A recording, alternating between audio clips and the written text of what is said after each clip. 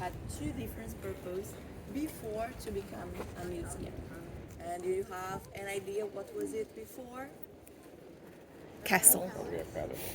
Very good. It was the second purpose of here. It was to be a palace for kings of France to live. So very nice indeed. And what about the first one? Before to become even a palace. Not a theater. It was a. Oh, man! I even took this in Renaissance. Man, A fortress? no, it was not the for the kings and queens. It was like the judicial branch. You got it. Government. Okay. I had to sort through all the useless Sorry to information. interrupt. Yeah, it took a while. Good. But actually, you got it. It was a fortress. It was designed to be a fortress. But the thing is, it was built in the 11th century, and here we are literally in the middle of Paris. So when Paris started to grow, and they realized that we couldn't have a fortress in the middle of city center, so they made it a palace for kings of France. So it starts in from Francisco first until Louis XIV. All kings of France lived here. But Louis XIV would like something even bigger, you know? Something with more gardens, more fresh air. Maybe not big enough, you know? Yeah. You never know. Greedy. Huh? So he just moved into Closest to Versailles. bankrupt. Have you been there? Any of you? Yesterday. Cool. Would like to live there too? Not Versailles. Yeah, Too much, too much maintenance. And Yeah. I wouldn't like to clean it, for sure. So, the thing is, after he moved there, here it started to be a place to keep the collections of art of the kingdom, only of the kingdom at the beginning. But sometime later, they started to accept pieces of art from all over the world and made it a properly museum as we know nowadays. Okay?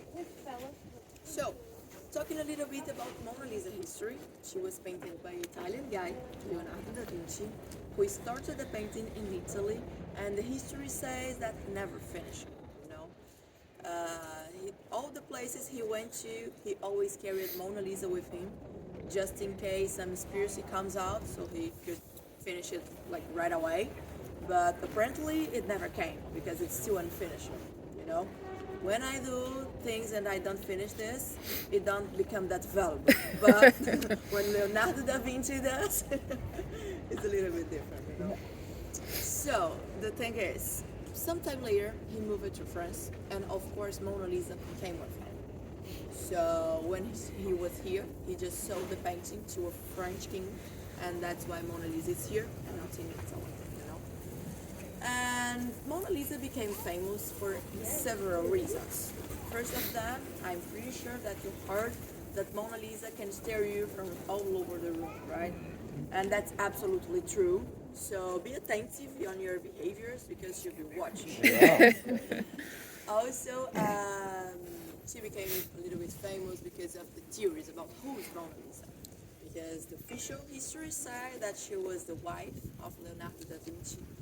But some specialists say something different, like he had an affair after his wife passed away, and then he just painted that news. And also, there are another group of people who say that actually Mona Lisa is the female version of the Vinci. So, the thing is, it's too much about gossiping, and he's not here to tell, so it's up to you to see her and decide in which theory you agree most, okay? And I mean, Mona Lisa was famous because of this, because of the eyebrows, because of the smile. All of this made her famous. But one episode happened, and from one day to the following one, the entire world was talking about Mona Lisa. Do you have an idea what was this episode? Perfect, very good. So, there was an Italian guy who worked at the museum who totally disagreed on that idea that Mona Lisa should be here and not in Italy, you know. So he said, okay, I'm taking her there. And he just put her in his backpack and got simple like that. But you know, police went after him because, yeah, kids, when you do bad things, police go after you, you know. And they got him and brought her back to the museum. So now she's safe and waiting for your visit, okay? But I mean, to prevent like further stolen, she has some secrets around her now. So she's completely covered by a glass because some people already throw tomatoes and cakes and her. So if any of you have a cake, let's please share it. Not throwing Mona Lisa, okay? And also, she's the only painting in the Louvre who has a line, okay? And you all have a skip the line ticket, which is a very good thing because you don't need to take a long line on the other side of the pyramid when we have that bunch of people. But the thing is, Mona Lisa line, the only person who I saw skip it so far, it was Beyonce when she closed the entire museum for herself. So I'm kind of afraid you're not Beyonce, or at least you're very well dispersed. If you were, please give me a picture of you. But you can expect some minutes in this line if you want a picture with Mona Lisa. Okay? So, I think that's all for now. Just for you to know, the big pyramid is the main entrance to the museum. But to skip that line, we take in a side entrance, which is in this direction.